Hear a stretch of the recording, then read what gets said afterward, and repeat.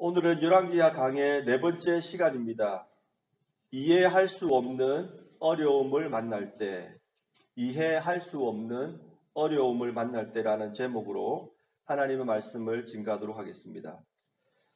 최근 한국에서 베스트셀러가 된 종교 서적 중 하나는 유언정 정신과 전문의가 쓴 상처받지 않고 끝까지 사랑하기입니다. 이 책을 보면 흥미로운 내용이 하나 나옵니다. 요즘 모든 사람들이 거의 다 사용하는 스마트폰과 관련해서 미래의 호황을 누릴 병원 세 가지를 뽑았습니다. 첫 번째는 안과입니다. 스마트폰의 대중화로 많은 사람에게서 안구 건조증이 발생하고 있기 때문에 안과를 첫 번째로 호황을 누릴 병원으로 뽑았습니다. 두 번째는 정형외과입니다. 스마트폰을 오래 사용해서 어깨와 목, 손목, 심지어 손가락까지 이상이 생기기 때문입니다. 셋째는 정신과입니다. 스마트폰의 과다 사용으로 불면증, 강박, 쇼핑 중독, 인터넷 중독 등의 증상이 나타나고 있기 때문입니다. 요즘 자녀를 둔 부모들의 고민도 스마트폰과 관련이 있을 것입니다. 다른 집 아이들이 대부분 아이패드나 스마트폰을 가지고 있기 때문에 자신의 아이들에게도 아이패드나 스마트폰을 사줍니다. 그런데 그 아이패드나 스마트폰이 아이들의 손에 들어간 이후로는 아이들이 시청 시간을 잘 조절할 수 없다는 것입니다. 이럴 때 부모들은 아이들에게 시간을 정해줘서 아이들이 절제하도록 하지만 인터넷에 푹 빠진 아이들이 그 말을 순종하기는 쉽지가 않습니다. 이때 발생할 수 있는 최악의 경우는 준 것을 다시 빼앗는 것이지요. 하지만 이렇게 되면 부모와 자녀의 관계가 심각해지고 맙니다. 오늘 본문을 보시면 하나님께서 한 여인에게 아들을 주셨는데 다시 그 여인의 아들의 생명을 빼앗아 간 것 같은 그런 사건이 등장합니다. 오늘 본문의 배경은 이렇습니다. 엘리사가 수넴 지역을 지나갈 때마다 그 수넴 지역에 거주하던 한 여인이 엘리사에게 음식을 대접해 줬습니다. 이런 일이 여러 번 있고 난 후에 수넴 여인은 남편에게 말합니다. 자기 집에 작은 방을 하나 마련해서 엘리사가 그곳을 지나갈 때마다 자기 집에 머물도록 하면 좋겠습니다. 이렇게 남편과 상의를 합니다. 남편이 부인의 말에 동의를 했고 엘리사는 그 수넴 지역을 지나갈 때마다 그 집에서 음식과 또 잠자리를 제공받았습니다.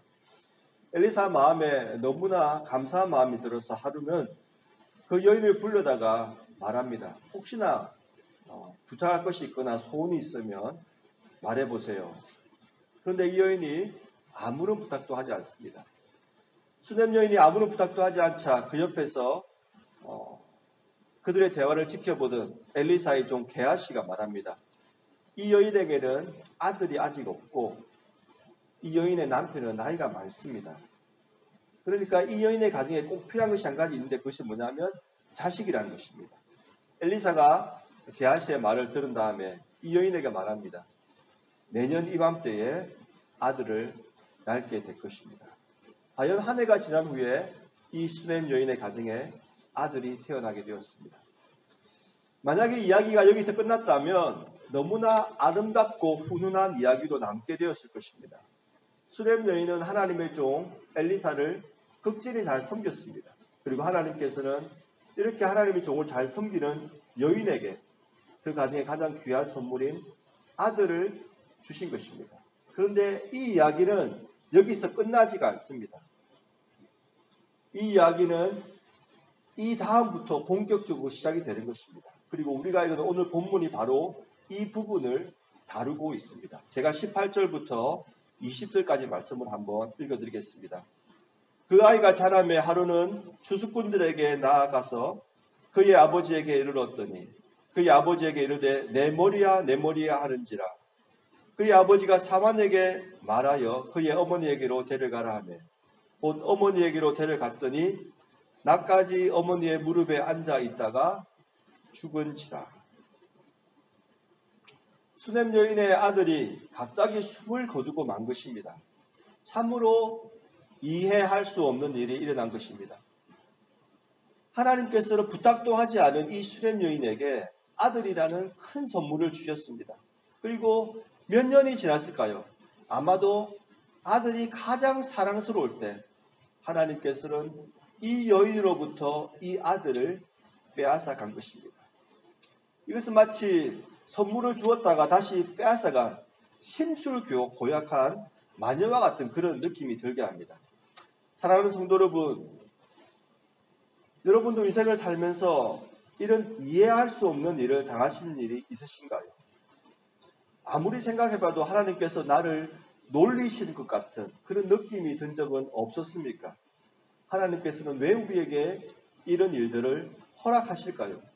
오늘 본문을 통하여 이 질문에 대한 해답을 조금이나마 찾을 수 있기를 바랍니다. 첫 번째, 우리가 이해할 수 없는 어려움을 당할 때 하나님의 지혜를 생각해야 합니다. 우리가 인생을 살다 보면 이해할 수 없는 일을 만날 때가 있습니다. 이럴 때 우리는 그 일을 우리의 이성으로 판단하려고 합니다. 하지만 아무리 생각해봐도 그 해답을 속 시원하게 찾지 못할 때가 많습니다. 그리고 어떤 사람들은 자신의 이성으로 그 상황을 이해하지 못할 때 하나님의 존재에 대해서도 의심을 하기 시작합니다. 이것은 동서고금을 막론하고 이런 일이 발생했습니다. 기원전 4세기에 에피쿠로스라는 그리스 신학자가 있습니다. 이 철학자는 이렇게 생각했습니다. 만약 하나님이 전능하시다면 이 세상에 있는 악과 고통을 멈출 수 있을 것이다. 그리고 만약에 하나님이 선하시다면 이 세상에 있는 악과 고통을 멈추기를 원하실 것이다. 그런데 이 세상에 아직도 악과 고통이 만연한 이유는 하나님이 존재하시지 않기 때문이다. 이 철학자는 나름대로 위성적인 사고를 했습니다. 하나님의 전능하신 성품, 선하신 성품을 가지고 이 세상에 만연한 악과 고통의 문제를 풀어보려고 했던 것입니다. 여러분은 이 에피쿠로스의 사고를 어떻게 생각하십니까? 그의 생각이 옳은 생각일까요? 만약 그가 놓치고 있는 것이 있다면 그것은 무엇일까요? 그의 문제는 하나님의 지혜에 대해서 생각하지 못한 것입니다. 구약 성경의 이사야, 신약 성경의 바울이 다음과 같이 말을 했습니다. 이사야 55장입니다. 이는 내 생각이 너희 생각과 다르며 내 길은 너희 길과 다름이니라. 여호와의 말씀이니라. 이는 하늘이 땅보다 높음같이 내 길은 너희의 길보다 높으며 내 생각은 너희 생각보다 높음이니라. 로마서 11장입니다. 깊도다 하나님의 지혜와 지식의 풍성하며 그의 판단은 헤아리지 못할 것이며 그의 길은 찾지 못할 것이로다. 이것이 무슨 말입니까? 하나님께서 하시는 일을 인간이 모두 다 이해할 수 없다는 것입니다. 그리고 우리가 하나님께서 하시는 일을 이해할 수 없다고 해서 하나님이 틀린 것도 아니고 하나님이 계시지 않은 것도 아니라는 것입니다. 노스캐롤라이나에서 목회하시는 제임스 그리어라는 목사님이 있습니다. 이분이 최근에 쓴 책이 하나님을 하나님답게라는 책입니다. 이 책에 기독교 철학자 알빈 플랜팅가의 말을 인용했습니다. 누군가가 텐트 안에 낙타가 있느냐고 물으면 그 텐트 안을 보기만 해도 금방 그 답을 알 수 있을 것입니다. 하지만 텐트 안에 우리 눈으로 보이지 않는 작은 벌레가 있느냐고 묻는다면 문제가 달라지는 것입니다. 단순히 안을 살짝 보고 아무것도 보이지 않는다고 해서 정말 아무것도 없다고 쉽게 판단해 버릴 수가 없기 때문입니다. 이것이 무슨 말입니까? 우리가 눈으로 볼 수 없다고 작은 벌레가 없다고 말할 수 없듯이 우리가 이해할 수 없는 일을 당한다고 해서 하나님이 계시지 않다고 말할 수 없다는 것입니다. 오늘 본문으로 돌아와 보겠습니다. 이 수렘 여인은 아들의 죽음을 어떻게 받아들였습니까? 자신의 이성으로 이해할 수 없는 아들의 죽음을 판단하려고 하지 않았습니다. 그리고 하나님을 비판하지도 않았고 하나님을 떠나지도 않았습니다. 수렘 여인이 아들의 죽음을 당한 이후에 제일 먼저 한 행동이 무엇입니까? 바로 1절 22절 이게 여기에 나와 있는 것입니다. 제가 한번 읽어드립니다. 그의 어머니가 올라가서 아들을 하나님의 사람의 침상 위에 두고 문을 닫고 나와 그 남편을 불러 이르되 청하건대 사원 한 명과 나귀 한 마리를 내게로 보내소서. 내가 하나님의 사람에게 달려갔다가 돌아오리이다. 즉 하나님의 사람을 만나러 달려간 것입니다. 즉 하나님 앞으로 달려간 것입니다. 그리고 27절에 하나님의 사람을 만나서 제일 먼저 무슨 행동을 했습니까? 산에 이르러 하나님의 사람에게 나아가서 그의 발을 아는지라. 사랑하는 성도 여러분, 우리가 인생을 살면서 이해할 수 없는 어려움을 당할 때 하나님 앞으로 빨리 달려가야 합니다. 그리고 하나님의 발을 안아야 하는 것입니다.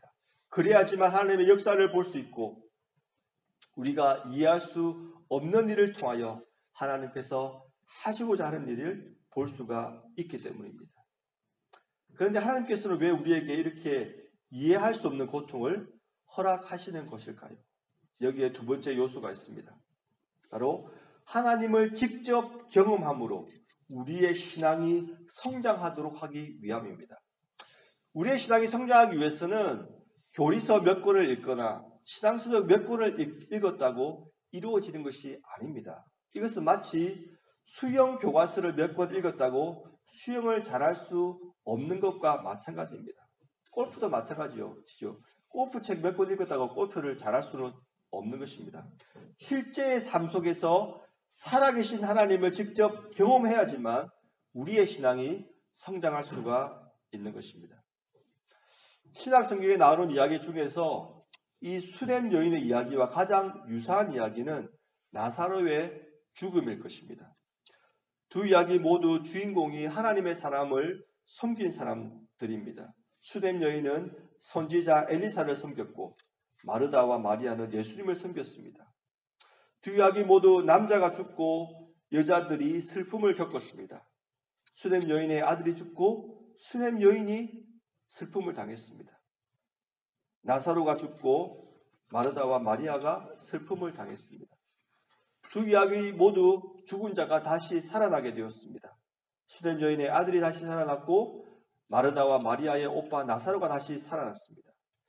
두 이야기의 유사점이 상당히 많은 것입니다. 그런데 이 이야기에서 가장 중요한 유사점은 뭐냐면 모두가 다 자신의 신앙이 성장하게 되었다는 것입니다. 예수님께서는 나사로가 병들었다는 소식을 들으시고 계신 곳에서 일틀을 더 의도적으로 유하셨습니다. 그래서 나사로가 죽은 지 나흘이 되는 날에 베다니에 들어오시게 되었습니다. 마르다와 마리아는 예수님의 행동이 이해가 안 되었을 것입니다. 왜냐하면 이 두 자매는 예수님께서 자신의 가정을 사랑한다는 것을 알고 있었습니다. 그리고 병자를 능히 치유하시는 능력이 있다는 것도 알고 있었던 것입니다. 예수님의 사랑과 능력을 믿었던 것이죠. 하지만 예수님은 빨리 오시지 않았고 나사로가 죽고 난 다음에 장례를 치르고 난 다음에 오신 것입니다. 예수님을 본 마르다와 마리아의 첫 번째 말이 무엇인지 아십니까? 요한복음 11장입니다. 마르다가 예수께 여짜오되 주께서 여기 계셨더라면 내 오라버니가 죽지 아니하였겠나이다. 마리아가 예수께 말씀을 드립니다. 주께서 여기 계셨더라면 내 오라버니가 죽지 아니하였겠나이다. 똑같은 말입니다. 이것이 바로 마르다와 마리아의 신앙의 수준이었습니다. 무슨 말입니까? 예수님께서는 병자를 잘 치료할 수 있는 사람 정도로 믿은 것입니다.